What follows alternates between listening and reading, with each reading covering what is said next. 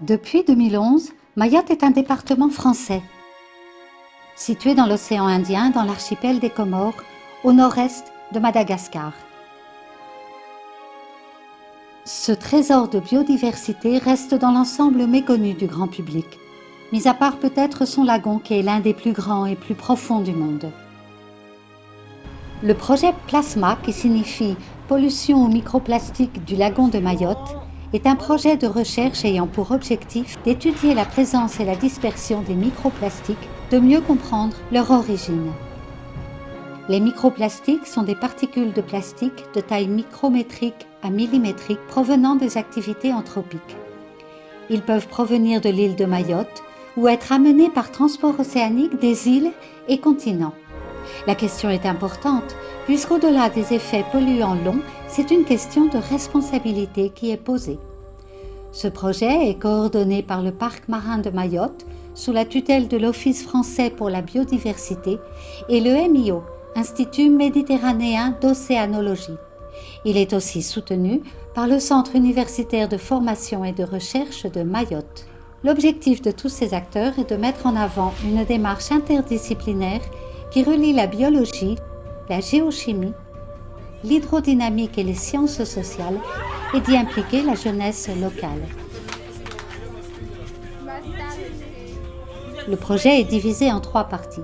Tout d'abord, l'ensemble du lagon de Mayotte a été modélisé par Christelle Chevalier et Hugo Julien. Donc la modélisation numérique nous permet de comprendre la circulation de l'eau à l'intérieur du lagon et les courants marins. Et ça nous permet d'étudier le déplacement des microplastiques dans le lagon qui sont portés par le courant. La morphologie même du lagon pourrait suggérer un effet accumulateur des microplastiques dû à la barrière de corail. Le projet PLASMA a notamment pour but d'explorer cette hypothèse. Et enfin, on a pu vérifier une hypothèse qui est l'hypothèse du lagon accumulateur.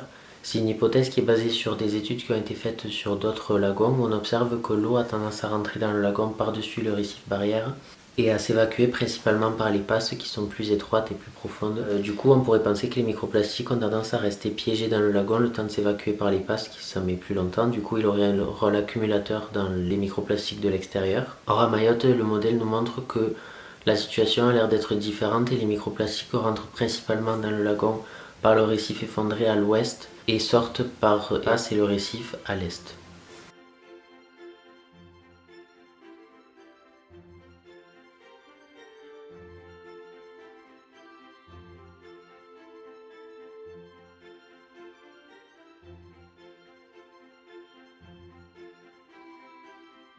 Le modèle suggère ainsi des zones d'accumulation, mais aussi des zones de dispersion.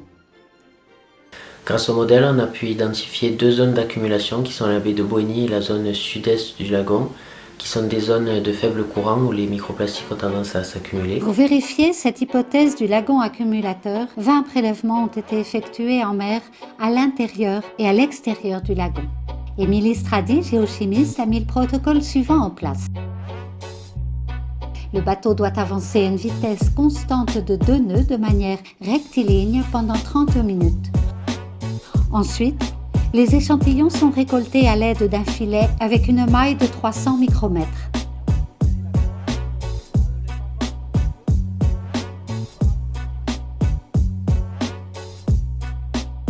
La matière organique et la matière inerte sont ainsi prélevées et mises dans un flacon.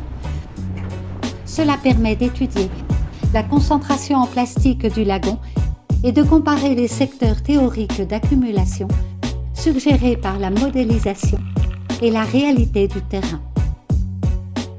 En parallèle, les scientifiques analysent le rapport des habitants aux déchets et au plastique plus spécifiquement. Comment comprendre l'impact des pratiques humaines sur la présence d'abord et la dispersion ensuite des plastiques dans le lagon? Au-delà des questions culturelles, la place d'un déchet dans une société n'est pas la même partout. La question de la prise en charge publique des déchets se pose. Quelles infrastructures sont mises en place?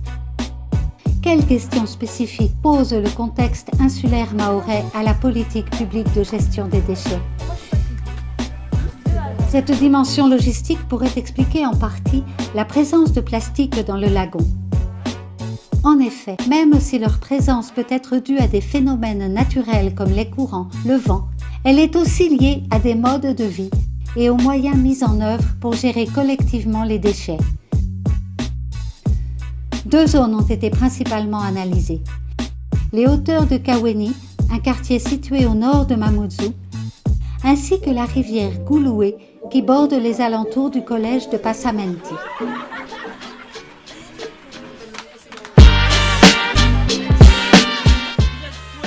Un des principes fondateurs du projet Plasma est de mettre en place une approche dite de science participative.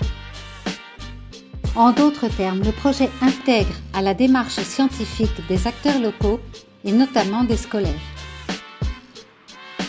Cette année, le projet implique 2 classes de Mayotte.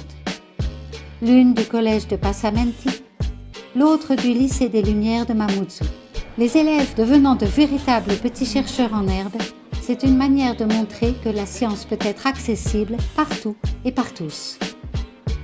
Les différentes activités se font avec de faibles moyens. C'est ce qu'on appelle la science low-tech comme basse technologie. Essayer de fabriquer des outils qui vont nous servir à faire cette recherche avec des matériaux locaux que les élèves pourraient eux-mêmes fabriquer. En d'autres termes, elle est peu chère. L'objectif est de rendre les activités accessibles à l'ensemble des établissements scolaires. Certains élèves, plus attirés par les sciences, ont fabriqué des tamis et les ont utilisés pour prélever des échantillons d'eau dans la rivière proche de leur établissement.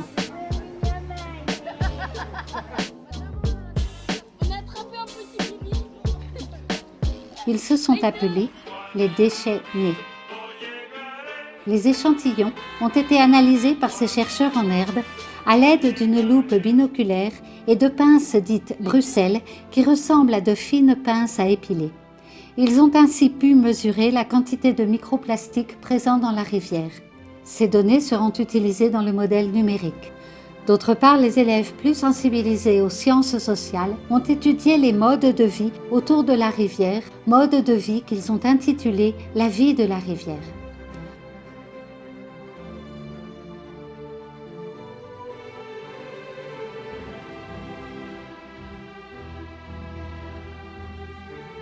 En gros, si j'ai bien compris, tu as un badge, tu mets et après il y a une quantité d'eau qui sort. Vas-y. D'accord. C'est la Michesta et Et comment on l'arrête? Comment on l'arrête après? Pour cela, ils ont réalisé une carte analysant les activités et les aménagements le long du cours d'eau. Ils ont aussi mené une série d'entretiens lors d'une sortie ethnographique sur les rives du fleuve côtier bordant leur établissement. Quelles sont leurs pratiques en bord de rivière? Que font-ils de leurs déchets? Sont-ils attachés à cette rivière? La considèrent-ils comme un milieu pollué? Autant de questions que les ethnographes en herbe ont posées aux riverains rencontrés.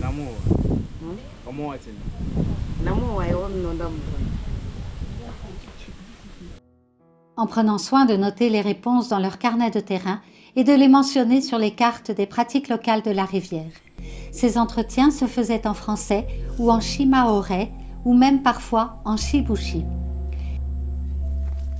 Les élèves, acteurs indispensables de l'enquête, facilitent les échanges et transmettent les informations aux scientifiques. N'hésitez pas, parce que nous, on a le sentiment qu'ils ne passent pas. De retour en classe, les ateliers permettent l'analyse des données, tant ethnographiques que scientifiques, et donnent lieu à une présentation des résultats à l'ensemble de la classe et des responsables d'établissement. Exposés oraux et posters sont une manière d'être sensibilisés aux dangers de la pollution et de sensibiliser les autres. La suite du travail aura pour but de mieux comprendre comment les gens vivent dans ces conditions.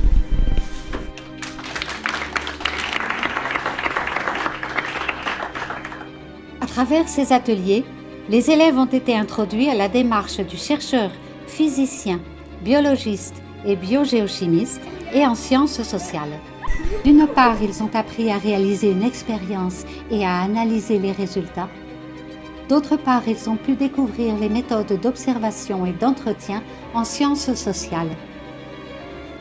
Un suivi tout au long de l'année est prévu avec les élèves puisque les chercheurs de l'équipe Plasma viendront en tout 3 fois à Mayotte. Cette année se conclura par une exposition itinérante réalisée par les élèves, présentant les résultats de cette recherche sur la pollution du lagon. En conclusion, le projet Plasma permet une sensibilisation des élèves. Elle participe également à mettre en relation des acteurs locaux et des scientifiques pour alerter sur les évolutions du lagon. Enfin, Plasma se place dans une logique plus large pour alerter sur nos modes de production et de consommation du plastique qui ne cessent d'augmenter. Yeah, c'est Frisk Corleone, je viens vous parler d'un endroit béni des dieux, un petit coin de paradis. Je vois la beauté du lagon, je suis émerveillé, la couleur de l'eau, le bleu turquoise, le vent émeraude, j'ai les yeux qui brillent, je suis captivé par cette étendue d'eau, je me sens comme dans un rêve. Les poissons multicolores, les coraux qui dansent, la nature a fait son œuvre, c'est une vraie romance, j'ai l'impression d'être dans un aquarium géant, et je peux m'y perdre des heures sans aucun tourment. Mayotte c'est un joyau, un trésor caché, un écrin de nature préservé de toute vanité, les plages de sable fin, les cocotiers qui balancent, le soleil qui tape fort mais on s'en balance. Les habitants sont accueillants, toujours prêts à partager leur culture, leur cuisine et leur manière de penser. Mayotte c'est un mélange de tradition, de religion, un carrefour des cultures, un creuset de passion. Voilà c'est mon ode à Mayotte, j'espère que vous avez su transmettre sa beauté. N'hésitez pas à y aller, c'est une destination à ne pas manquer. Frisk Corleone, peace out.